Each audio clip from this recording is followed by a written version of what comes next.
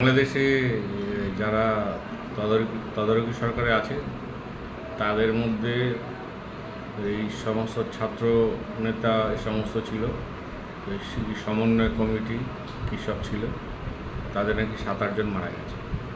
কেউ মারা গেছে, কেউ করে, কেউ রোড অ্যাক্সিডেন্টে মারা গেছে, কেউ কারেন্টে শক খেয়েছে, কেউ মারামারি করে মারা গেছে। তো এই মারামারির পেছনে আসল কারণটা হচ্ছে ভাগ বাটোয়ারা মানে হচ্ছে আমেরিকা থেকে এই ছাত্রদের প্রায় কয়েক কোটি টাকা দিয়েছে।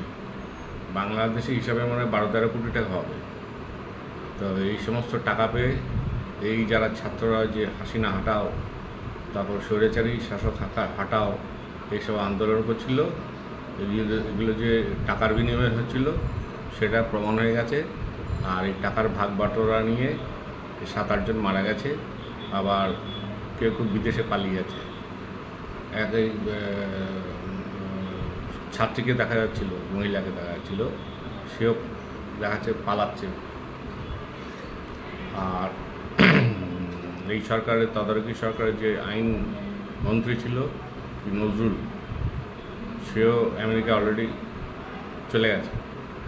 আর তার তো দুটো বিয়ে, তো তার আবার ফ্যামিলিকেও শুনছি সামনের সপ্তাহে আমেরিকা নিয়ে যাবে।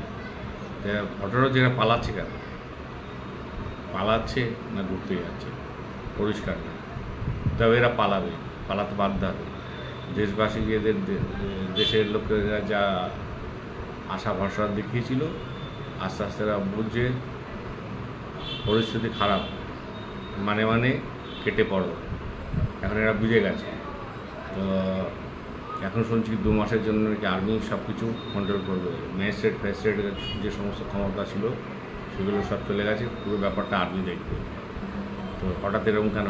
তদারকি সরকার থাকবে, পুরোটাই হচ্ছে গেম। এদিকে তদারকি সরকার থাকবে, এদিকে আর্মি দেখবে। তার মানে আর্মির সাথে এই তদারকি সরকারের লেনদেন আছে। তো ঘটনাটা ঘটেছিল ওই সেন্ট মার্টিন দ্বীপ নিয়ে। সেন্ট মার্টিন দ্বীপই ছিল যে হাসিনা সরকারের পতনের কারণ, এটা ধীরে ধীরে পরিষ্কার হচ্ছে। আর এই মোহাম্মদ ইউনূস যারা বসিয়েছে মানে আমেরিকা, তো আমেরিকা এখন বুঝে গেছে এখন যদি সেন্ট মার্টিন দ্বীপ কবজা করতে যাই আবার আগুন জ্বলতে পারে। ওই জন্য ধীরে ধীরে এগোচ্ছে আমেরিকা, করবে। আমেরিকা 1 বছরের মধ্যে এটাকে দখল করবে। তো ঘটনা হচ্ছে আমেরিকার কি চিফ সেক্রেটারি মানে ওদের তো সেক্রেটারি বলতে বোঝায় যে secretary of the state America ছিল কি লুক, পাত্তা পায়নি, দেশে ফিরে গেছে। ওরা জল মাপতে এসেছিল।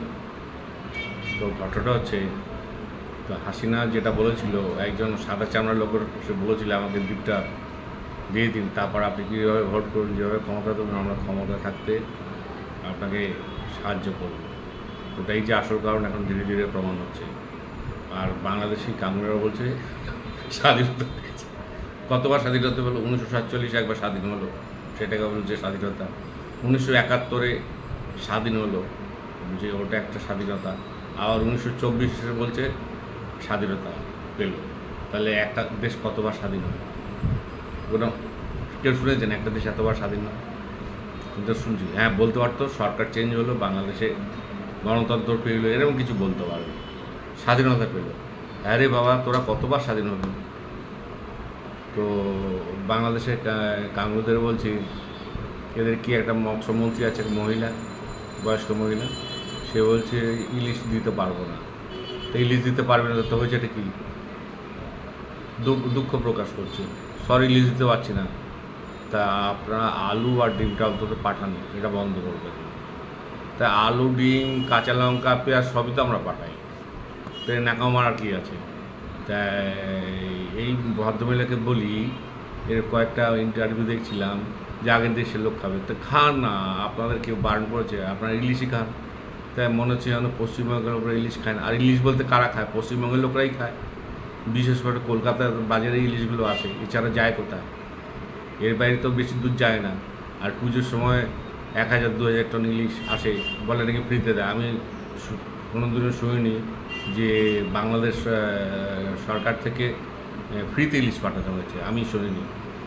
হয়তো হতে পারে, আমার জানা নেই।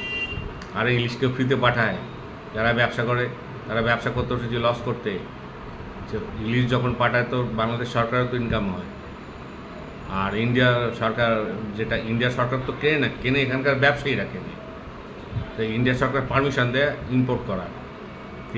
এতে এই ইলিশ আমদানিতে ভারতবর্ষ সরকারের জাস্ট পারমিশন দেয়। ভারতবর্ষে কোনো ইনকামও নেই, কোনো লসও নেই।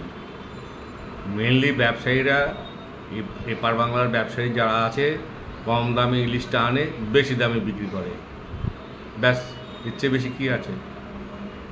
আর আমাদের দেশে যে ইলিশগুলো হয় সেখানেও তো ব্যবসায়ীরা আছে, মাতব্বর আছে, মাছের আড়ত আছে, তারাই তো আনেন এখান থেকে। যেমন ধরে এখানে সরকারের একটা সিস্টেম আছে, সিস্টেমে চলতে হয়। ওখানে যখন আছে ইম্পোর্ট এক্সপোর্টের যে সিস্টেম আছে, ওই সিস্টেমে চলে।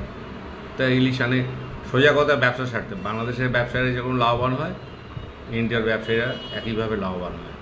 আর টাকা তো গুনতে হয় জনগণকে, জনগণ ইলিশ কম পাবে, তাহলে কি এবার পুজোর বাজারে কি ইলিশ কম আর থাকবে না নাকি? আমি তো এই সিজনে সবচেয়ে বেশি ইলিশ খেয়েছি, সবচেয়ে বেশি ইলিশ মনে হয় গত 10 বছর এই সিজনে আমি বেশি খেয়েছি। তো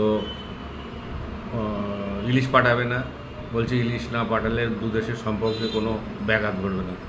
আরে কে মশাই আপনাদের ইলিশ নিয়ে এত চিন্তিত? আমরা এইসব ইলিশ ফিলিশ নিয়ে চিন্তিত না।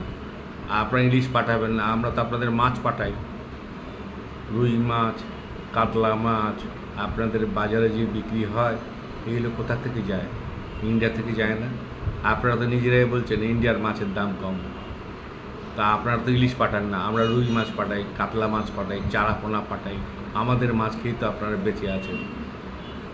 চাল পাঠাই, গম পাঠাই, আর চিনি তো আপনাদের দেশে হয় না। আপনাদের যা চিনি দরকার, 80% চিনি তো ইন্ডিয়াই পাঠায়। এরপরও বাংলাদেশি কাংলুরা ভিডিও বানায়, মানে এদের লজ্জা শরম বলতে কিচ্ছু নেই। মানুষের একটা ন্যূনতম লজ্জা থাকে। এক ইলিশ নিয়ে এরকম কথা। আরে আমরা পেট্রোল দিই, ডিজেল দিই, পেট্রোল দিই, ডিজেল দিই বলে তোদের গাড়ি চলে, আর এরা ইলিশ নিয়ে কথা বলছে। ভারতবর্ষে ইলিশ মাছটা কোথায় খায়? বেশি করে পশ্চিমবঙ্গের লোকরা খায়, আর উড়িষ্যার লোকরা খায়, আর আসামের লোকরা খায়। আসামে তো এমনিতে ইলিশ পাওয়া যায়। পশ্চিমবঙ্গের বিভিন্ন ডিস্ট্রিক্টে, বহরমপুর থেকে শুরু, মুর্শিদাবাদ থেকে শুরু করে, নদিয়া থেকে শুরু করে, দক্ষিণ 24 পরগনা, উত্তর 24 পরগনা থেকে শুরু করে, মালদা থেকে শুরু করে, সব জায়গায় নদীতে ইলিশ মাছ পাওয়া যায়। দীঘা থেকে শুরু করে, দীঘা সমুদ্রে, মোহনায় ইলিশ মাছ পাওয়া যায়। তা আমাদের এখানে ইলিশ কম আছে? আপনাদের ওখানে যেমন ইলিশ আছে, আমাদের ওখানে ইলিশ। সুন্দরবন এলাকার যে নদীগুলো আছে ওখানে ইলিশ নেই? ইলিশ কি কারো বাপের সম্পত্তি? ইলিশ নদীতে যেখানে পাবে সেখানে চলে যাবে, ওদের যে জায়গা ভালো লাগবে মিষ্টি জলে চলে যাবে। তাই আপনাদের ইলিশ আমাদের ইলিশ বলে কী আছে? তা আপনারা বলেন ফারাক্কাটা যদি তুলে দিই তাহলে তো ইলিশ আবার এদিকে চলে আসবে। তো এখন এই সমস্ত কথা ছেড়ে দিন। তদারকি সরকারের সমস্ত মাতব্বররা দেশ ছেড়ে পালাচ্ছে, আর ধীরে ধীরে পালাবে। আর এই বুড়ো ইউনিসও পালাবে, সময় চলে এসছে। একটু দেখতে থাকুন, 2 মাস 3 মাস নজর রাখুন। বাংলাদেশি কাংলুরা তারপর বলবে আবার স্বাধীন হলো, আবার স্বাধীন হবে। হ্যাঁ, তো রাখছি। আমি সুবীর চক্রবর্তী। Good night.